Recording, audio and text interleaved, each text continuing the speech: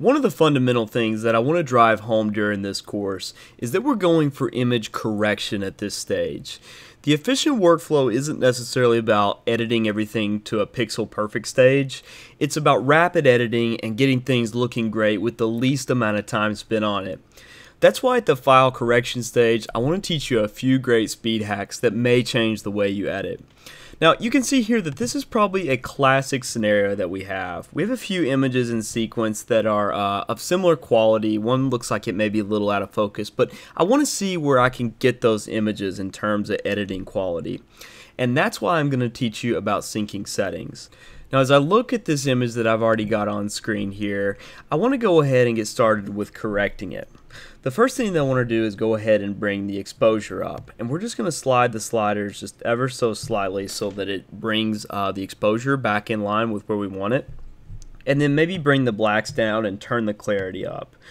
So that's a really quick fix that we've applied to this image to get it looking a good bit better. We can view before and after by pressing the letter Y on our keyboard just to get a quick look at what our edit did for that image. But more so than what I just did with the edit to the image, that correction stage where we're changing the exposure and the black levels and the clarity, I want to show you how quickly we can take that same edit to another image. So if we look at the next image in sequence, we can see that it's not been exposure corrected. It doesn't have the added clarity, but we can probably surmise a guess that the same settings would work on that image. So if we think about where we moved our sliders, those sliders would probably work on the next image as well. So what I can do is go ahead and select this image. I'm going to hold Command on my keyboard and click on that image. Now down here you'll see a button that you may not have noticed before, and that is the Sync button. It's at the bottom at the right side of the Develop module.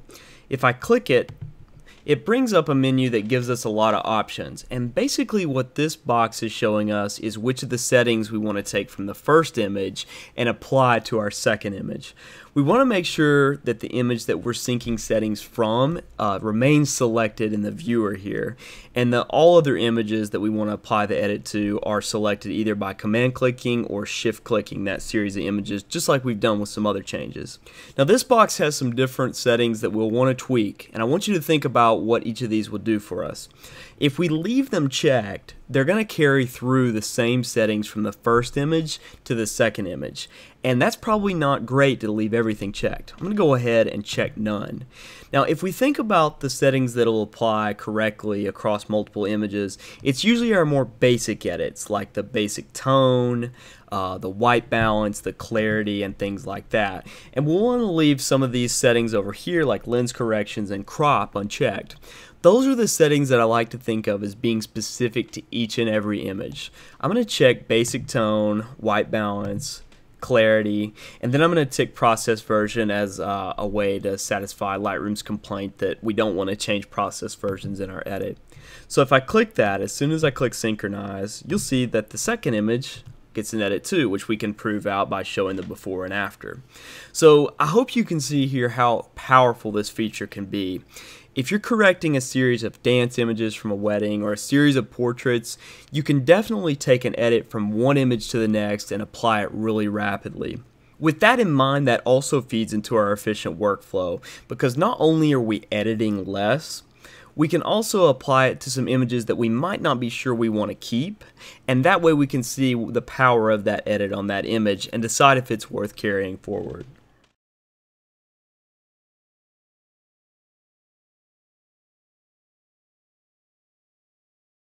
Now a few seconds ago I was talking about some of the sliders that we would want to adjust so that we could get the most out of our images, and I want to come back to this topic. I'm going to go ahead and switch over to this image that I made this past summer and talk about some of the ways that we can apply the best bang for buck settings. And those are the sliders that I feel like you can get the most return on your images with and still spend the least amount of time editing. Now the first thing that I think is so powerful for editing our images is mastering the ability to use the crop tool. I always do this from the keyboard, and I credit it with helping me crop images quickly and effectively. To get started with cropping on the keyboard, I always press the letter R. Now when I press that letter R, we immediately see a grid come over the image that we have selected. What I like to do is come over here to the side of the images and wait till the handle changes. and as I pull it down, you see a new grid appear. That new grid has lots of lines that I use to help align my images. And here I've helped align it so that the image straightens out and is even with the horizontals of the building in the background. Now I also want to just tighten up the crop a little bit, so I'll grab one handle and pull it in. I press R and I'm already done with my crop. That's a really powerful feature, and if you're looking for the best way to really improve the quality of your images, the crop is the way to go. A couple more quick features I want to show you in the crop tool, and we can re-enter it just by pressing R. Make sure you're looking for something you may want to align the image horizontally with. So I'll use these handles at the top and the bottom and align it with the flag, for example.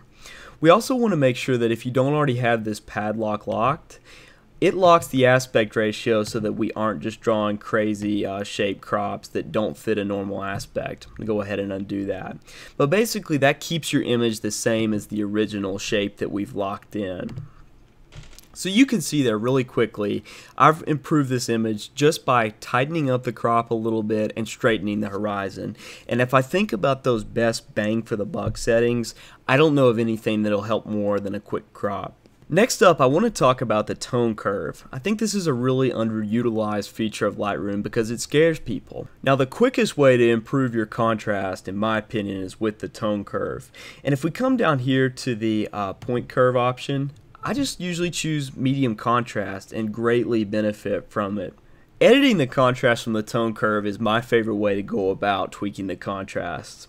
If I hit this box in the lower right hand corner, we get some additional sliders that you may already have in view. If I drag them, we can adjust the highlights and shadows and light and dark areas, and usually I just tweak my sliders so that there's something like this. You know, you're bringing the darks out a little bit, you're bringing the shadows down a little bit, and the highlights and lights up. That essentially is contrast. We're making the bright parts just a little bit brighter, the dark parts a little bit darker, and what we're left with is what I think is a much sharper image right off the bat. And remember, you can always look at a before and after by pressing Y on your keyboard. As we scroll back up to some of the features that we talked about earlier, I want to spend a few seconds talking about white balance, which is definitely something that throws a lot of photographers off, including me at times. The quickest way that I like to adjust white balance to a neutral target is to grab this tool right here and click on a white portion of the image. Now, if possible, you'll want to make sure that your monitor is calibrated because you may not have a white target to use in the image. In that case, you have to rely on just barely tweaking the slider to the point that you feel that the colors are accurately represented, and having a calibrated monitor is a huge part of that. But if you have a white target like what I've just shown you, the quickest way that I think you can ensure accurate colors is with the white balance selector.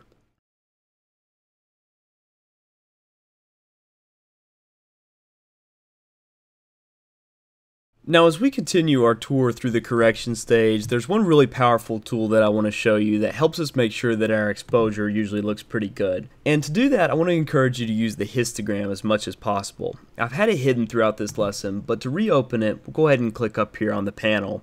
Now, I want to encourage you to turn on your clipping preview by pressing J on your keyboard. Now, I've hit J here, and you can see immediately right off the bat, there's these weird looking red areas in some of the brightest part of our image.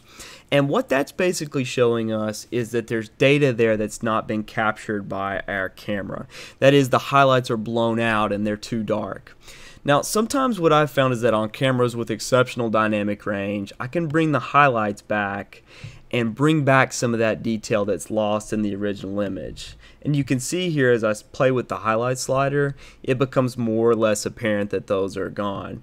The same is true for the black levels, and as I turn them way down, basically there's no data except a solid black pixel there. So we want to make sure that we keep those previews on and that dynamic range is captured. That dynamic range shows us as much data as possible in the highlight and shadow areas.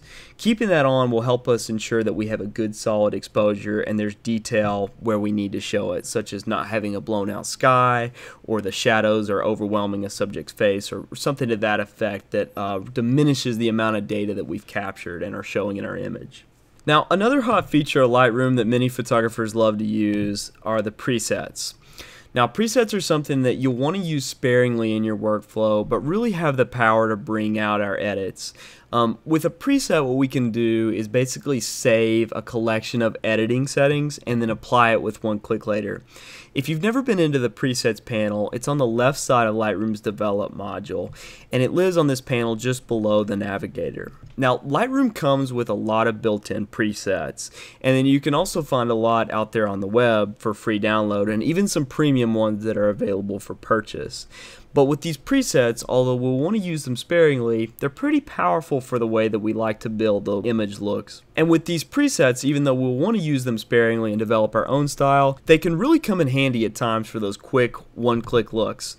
So for example, in the black and white presets panel that comes with Lightroom, this can help us get started with building a black and white look. And then we can always tweak it later to our own liking, such as increasing the clarity or pulling the contrast up. And that helps us build out looks really quickly and rapidly. I think presets are a great tool that you can often use as a starting point, as a one-click edit, so that you're not always having to rearrange all your sliders from scratch. But by and large, we will want to try to create our own style as much as possible. If we're thinking about keeping our workflow as efficient as possible, we want to strike the balance between using these one-click presets, but also making sure we're not cutting corners on our artistic style.